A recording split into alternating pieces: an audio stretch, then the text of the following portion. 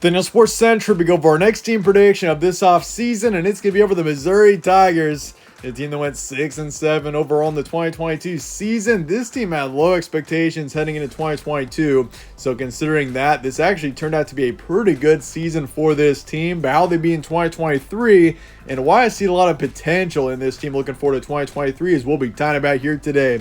We'll be analyzing this team and predict their schedule game by game in this video. Let's get started with a quick recap of 2022. Once again, the record being 6-7, and this team got up to a strong start, beat Louisiana Tech 52-24, but then of course the next week lost to Kansas State 40-12, which K-State turned out to be an incredible team last year. They eventually won the Big 12, made it to the New Year's Six. So a really strong season for them. They turned out to be a really great team. So it was a tough loss, but Kansas State was great last year. Beat Abilene Christian, then 3 close losses here. Lost to Auburn on the road in overtime by 3. Lost to Georgia by 4. Lost that game 26-22.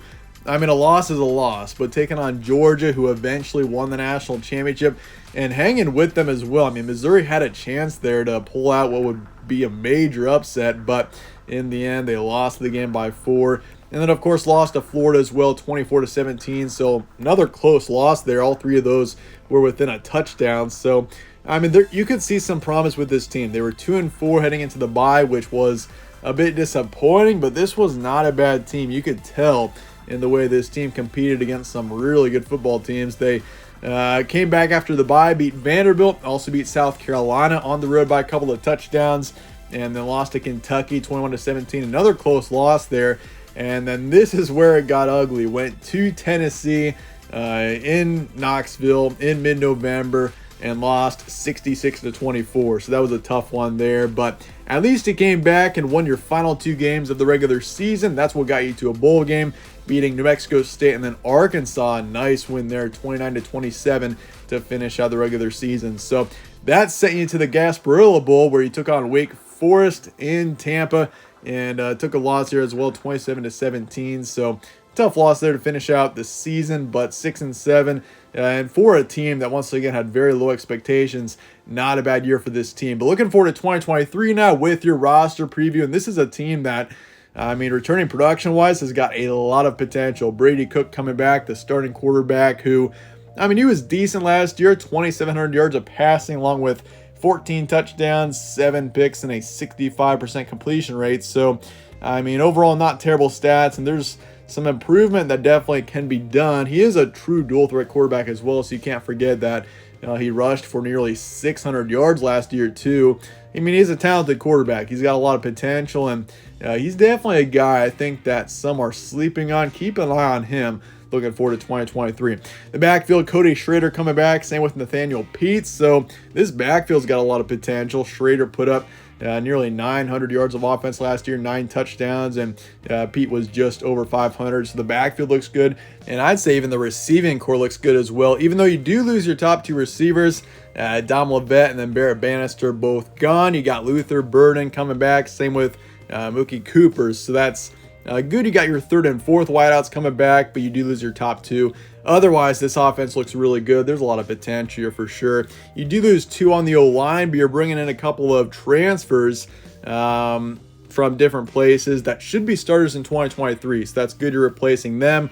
And then defensively, this team's got a lot of potential. This is going to be an experienced defense in 2023. You lose 3 on the D-line, so the D-line's kind of the main question mark.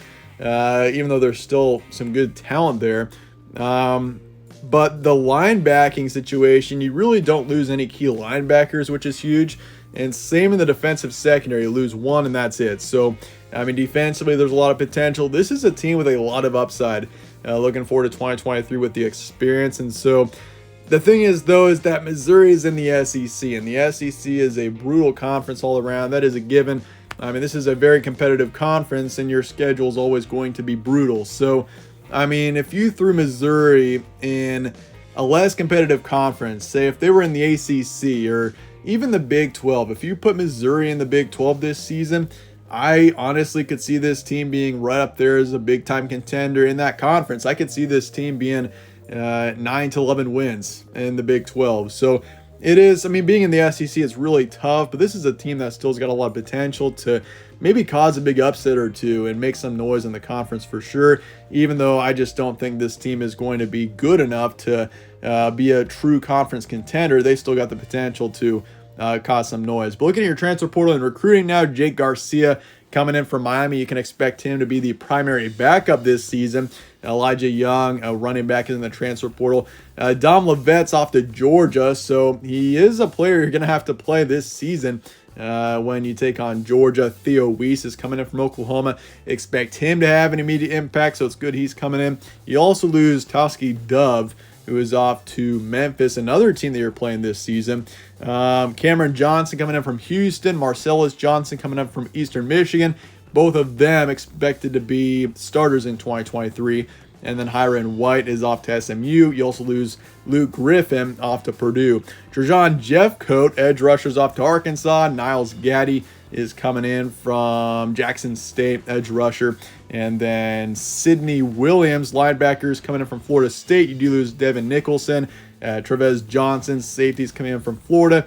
And then you lose Jelani Williams, who's in the transfer portal. He's a safety. So transfer portal is pretty balanced. I mean, you lose a few key players, but at the same time, you're bringing in a few starters for sure. Recruiting-wise, you got the 34th ranked class nationally, but you're 13th in the SEC. So even though, 34th nationally is not bad, that does put you second to last in the SEC. You got 5 4-stars coming in, 14 3-stars. So there's still some good talent coming in. There's a lot of potential here, and we've seen this team have success, even though maybe not having the highest rated recruiting classes. So yeah, definitely something to still keep in mind. This is still a team with potential, and I've got this team at a 7 out of 10 on the future forecast meter. I think 2023, if there's a season, and you can't sleep on this team either, considering how 2022 went, but I do think if there's a season where I could expect this team to be a dark horse contender, at least they've got the potential to be, 2023 could definitely be that year. This is a team that, experience-wise, there's a lot of potential here, and I like this team a lot. 7 out of 10. I think the future is still good for this team. There's definitely a lot of potential here, and we'll see what they can do in 2023 with that. Let's take a look at the schedule now. So you got South Dakota week 1. This is a home matchup, FCS opponent on a Thursday night. So you start the season on a Thursday night, then Middle Tennessee comes to town after that. Kansas State, got them at home this season, which I'll say this. Kansas State, they're going to be a big contender in the Big 12 again, I can imagine. But you got them at home this season. That's going to be a big matchup there where I think Missouri definitely has got a chance there. And then you got Memphis in St. Louis, neutral location game there, Vanderbilt on the road. Those first 5 games are all winnable games. This is a team that could be 5-0 heading into the LSU matchup, and that is something to, that LSU-Missouri matchup could turn out to be a matchup between 2 undefeated teams there, so definitely keep that in mind. And then LSU, got them at home, Kentucky on the road, South Carolina home. Then November is a brutal month. You got Georgia on the road, then Tennessee at home. You got Florida at home and Arkansas on the road. Both Florida and Arkansas are beatable teams, but it is tough having them back-to-back after 2 especially brutal games against Georgia and Tennessee. But looking at the first month of action, I do think you start the season 4-0. South Dakota and Middle Tennessee both wins. I know that you lost to Kansas State big last season, but that was in Manhattan, and it's a different season. You got them in Columbia at home. I think this is going to be a huge win here for Mizzou, and I do think K-State next season is a 10-win team. I've got K-State only losing 2 games, and one of them is to Mizzou. I think Missouri gets a huge win there against K-State, and then you come back the next week in St. Louis. You take on Memphis. Memphis could be a decent team, maybe 6 to 8 wins. I could get a nice win there as well. So you're 4-0 heading into the Vanderbilt matchup, which you should take care of them, no problem. You're 5-0 heading into the LSU matchup. That is very much a possibility. And in that case, you got LSU at home, and it's probably going to be between 2 undefeated teams if LSU can get past Florida State in week 1. So College Game Day could be in Columbia for that matchup. That is definitely something to not rule out for sure, as long as you can get business done against Kansas State in particular. Otherwise, I'm definitely favoring you in the 4 other games. And I do have you losing to LSU. This is a game where Missouri could make a statement here, and if they could beat LSU, this would be a team that would be very much relevant, and they'd be ranked top 15, top 10, I can imagine. Probably top 10, you'd have to imagine that. So it's a possibility, but I do have you losing to LSU. That is going to be a powerhouse in 2023. They're going to be a very strong team. So I do have you losing to them, but you got a chance at least. And then Kentucky on the road.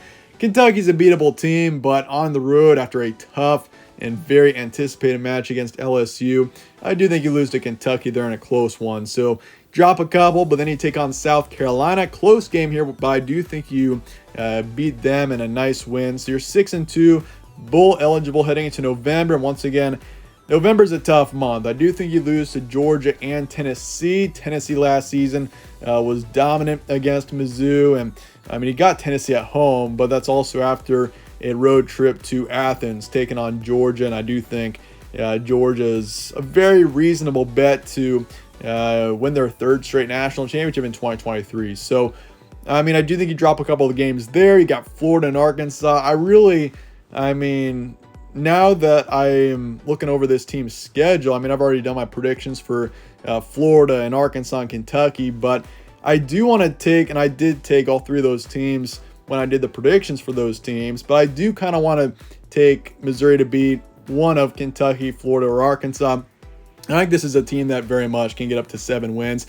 I've got them at 6-6, and I do have this team kind of struggling down the stretch, but the ceiling is high for this team. I've got the ceiling at 9-3 for this team, which honestly, it's within reason, and 7 or 8 wins is very much within reason for this team. This is a team with experience, and if they can get some good momentum, which they're going to have some good momentum heading into the second half of the season, given those very winnable games there in the first half. So, I mean, this is an interesting season coming up here for Mizzou, and I do have them at 6-6, but let me just say the upside is very real for this team. This is a team that I wouldn't be surprised one bit if they were a 7 or 8 win team. But let me know your thoughts in the comments below on Mizzou. Definitely a true dark horse team, I think, this season in the SEC. I appreciate you guys all watching as always. Stay tuned for more from All Sports Central. Catch you on the next one.